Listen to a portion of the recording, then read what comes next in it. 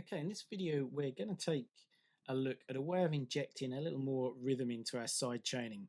And to do that, we're going to use a return track and feed various parts of a loop to the return track and then into a compressor and an auto filter. And of course, you can try this with something like the gate as well. It works very, very nicely.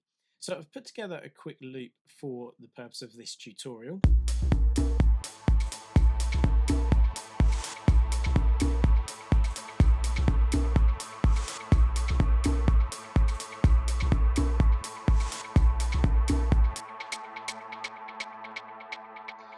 And I've included a thick sustained pad sound that we can use for the side chaining because it make it really obvious what's going on.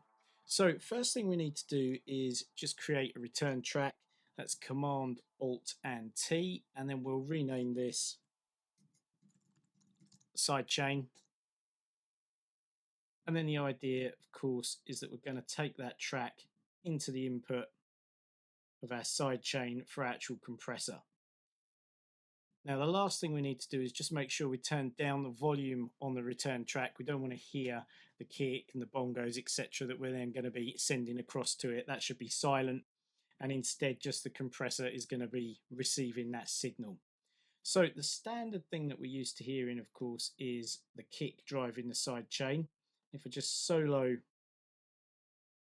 our side chain return and our pad, that's going to sound like this.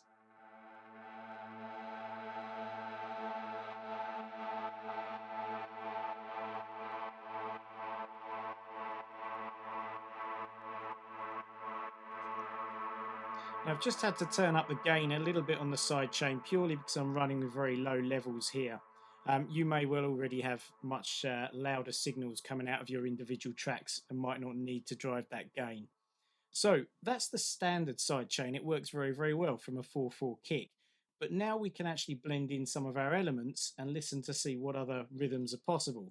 So let's just take the kick out and we'll experiment with some of the other different elements getting sent to our return channel.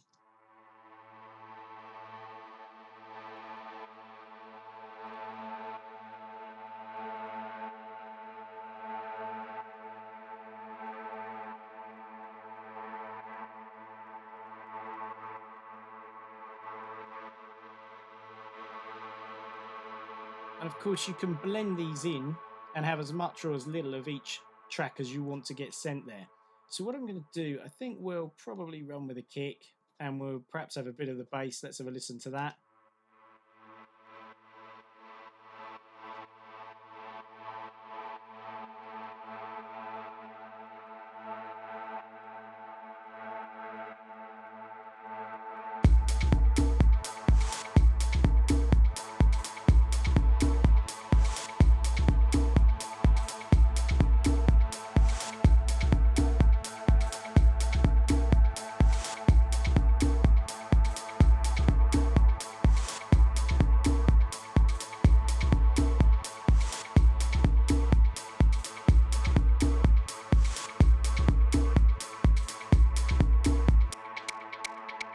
So straight away you can see the possibilities for adding slightly more complex rhythms, and we've only got a really simple loop, so if you obviously in your track are likely to have quite a few more elements to play with, you can get some really interesting stuff out of it. Now let's go ahead and try the auto filter. So same deal, from the side chain we'll select our return, and what we're going to do is just bring the cutoff down and add some resonance so we can hear the filter moving. And I'm going to go with some pretty sharp settings here on the attack and release, really fast, so that it makes it obvious what's happening again. Push that gain up a little bit. Let's solo these to start with. Use the kick.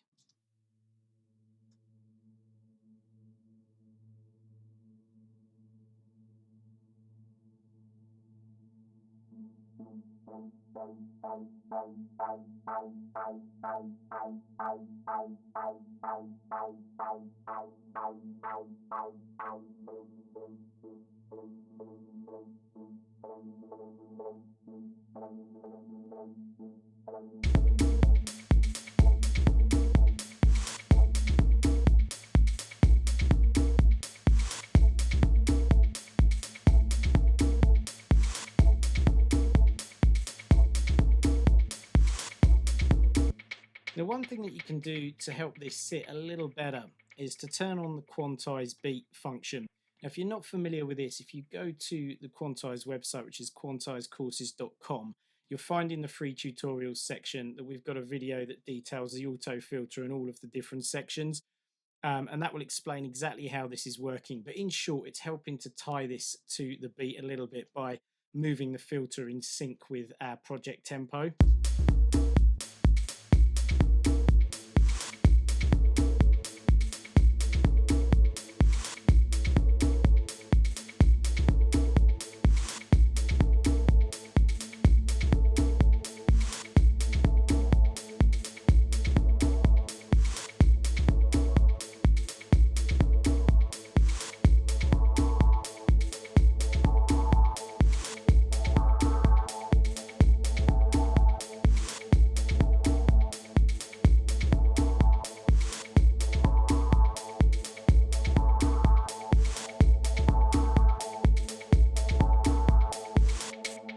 So that's actually working really nicely as well with a bit of the LFO in there and our phase at 180, so we're getting more of a stereo feel out of it. So hopefully you can see that there's a lot of scope for creating more interesting rhythms, even if you're just tweaking a little bit on that 4/4 pattern that we're used to hearing pumping in our tracks. And it just helps to enhance the way that you create your different textures, pads. It works brilliantly, for example, on things like shakers as well. Anything that's got a little bit of a sustained pattern or texture to it will respond really well to sidechain inputs. So have a play with it. Do let us know how you get on.